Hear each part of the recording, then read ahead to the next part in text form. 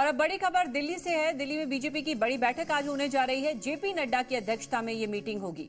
महाराष्ट्र झारखंड नतीजों से पहले ये बड़ी बैठक होने जा रही है। पार्टी के आंतरिक संगठनात्मक चुनावों पर इस पर फैसला हो सकता है। तो दिल्ली में आज बीजेपी की ये बड़ी बैठक है जिसकी अध्यक्षता जेपी नड्डा कर रहे हैं। जेपी नड्डा की अध्यक्षता में ये अहम मीटिंग होने जा रही है। माना जा रहा है कि इसमें आंतरिक संगठनात्मक चुनावों पर फैसला लिया जा सकता है। महाराष्ट्र और झारखंड के चुनाव के नतीजे आने हैं 23 तारीख को, लेकिन उससे पहले बीजेपी की एक अहम बैठक होने जा रही है जेपी नड्डा की अध्यक्षता में। और इस बैठक को लेकर अब तक यही खबर है कि इसमें संगठनात्मक चुनाव पर फैसला हो सकता है। इस पूरी खबर पर और ज्यादा जानकारी के लिए हमारे साथ जुड़ गए हैं हमारे संवाददाता प्रदीप श्रीवास्तव। उनसे जानकारी लेंगे। प्रदीप, अहम मीटिंग होने जा रही है। हालांकि चुनाव नतीजों से पहले ये मीटिंग है, लेकिन वाकई संगठनात्मक चुनाव से जुड़ा ही फैसला इसमें लिया जा सकता है या कुछ और भी बिंदुओं पर चर्चा हो सकती है? देखिए, बीजेपी का जब भी चुनाव खत्म होता है पोलिंग के बाद और मतगणना से एक दिन पहले बीजेपी अपनी एक बड़ी बैठक को हमेशा बुलाती है, जिसके अंदर वो अपने जो टारगेट्स होते हैं कितना अचीव किया और कितना रह गया उसके ऊपर समीक्षा करते हैं।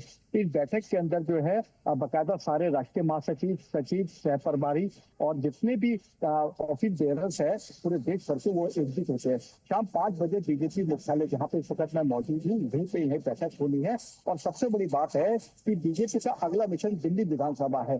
दिल्ली विधानसभा को लेकर भी इस बैठक के अंदर चर्चा होगी कि किस तरीके से हरियाणा में फतह किया, झारखंड और महाराष्ट्र में बीजेपी को पूरी उम्मीद है कि सरकार वहां से उनकी बनने जा रही है और अगला मिशन जो है उनका दिल्ली विधानसभा है। क्योंकि दूसरी ओर जो केजरीवाल है उन्होंने भी आज अपनी पीएसी की बैठक बुला रखी है, तो इसको लेकर भी आज 5 बजे जो पीएसी मुख्यालय में बैठक होगी है। इस बैठक में जो है दिल्ली विधानसभा में जो है बाकायदा दिल्ली विधानसभा चुनाव के लिए इस पर चर्चा होगी। साथ ही साथ मैं आपको बता दूं कि झारखंड और जो महाराष्ट्र में है एक दिन पहले बैठक का मतलब ये है कि कल रिजल्ट आना है। इसमें बीजेपी के कौन मुख्यमंत्री होंगे, कौन उप मुख्यमंत्री होंगे, इसके अंदर भी एक इंटरनल एक मीटिंग होती है, एक एनालिसिस किया जाता है कि हमारी सरकार अगर इस तरीके से बनती है बिना किसी गठबंधन के बनती है या गठबंधन के साथ बनती है तो क्या करना चाहिए, बिना गठबंधन के बनती है तो क्या करना चाहिए। इन सभी पहलुओं पे बारीकी से जो है चर्चा होती है। जी प्रदीप, महाविकास अघाड़ी में तो सीएम के नाम को लेकर बड़ी उठापटक की स्थिति इस वक्त महाराष्ट्र में, तो क्या मान सकते हैं कि आज की बैठक में चुनाव से पहले क्योंकि ये बैठक हो रही है,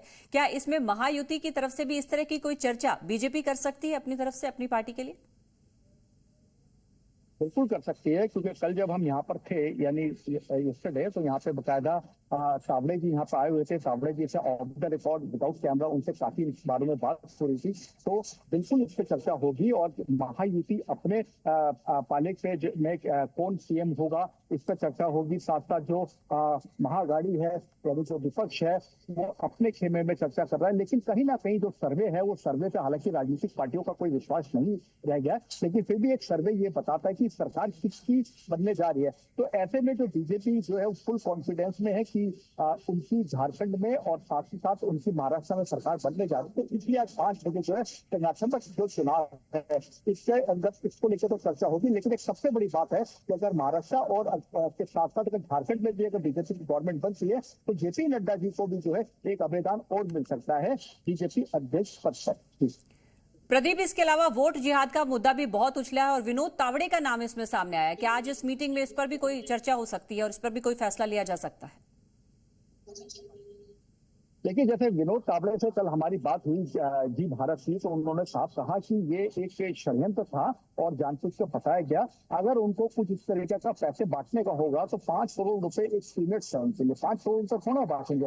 हालांकि इनका ये भी कहना है कि इलेक्शन कमीशन 1-2 दिन में क्लियर कर देगा, क्योंकि उस समय जो 10 लाख रुपए का जो कैश वहां पर था उस वक्त 10 लाख रुपए, वो 10 लाख रुपए जो था वो एक दिन पहले ही चुनाव के खर्चों में दिखाया जा चुका था। और साथ ही साथ जो विपक्ष जो लहरा रहा था नोटों की गड्डी और साथ साथ में जो डायरी दिखा रहे थे वो डायरी में मेंशन था 300-400, यानी एक एक कार्यकर्ता को टारगेट दिया गया था कि 300 लोगों को निकालना, तो उसको जो है मिसलीड किया गया, ऐसा विनोद तावड़े का कहना था। लेकिन चर्चा तो जरूर होगी, लेकिन पार्टी को अपने विनोद तावड़े के ऊपर पूरा भरोसा है कि ऐसा कुछ नहीं था। विपक्ष के चाल थी जिसमें कामयाब उस टाइम के लिए जरूर हुआ, लेकिन बीजेपी से उनको इंटरनल क्लीन चिट है और इसके ऊपर ऐसी कोई चर्चा हो ऐसी बात की संभावना नहीं है, क्योंकि पार्टी पहले ही विनोद तावड़े को क्लीन चिट दे चुकी है। जी, बहुत बहुत शुक्रिया प्रदीप इस तमाम जानकारी के लिए आपका।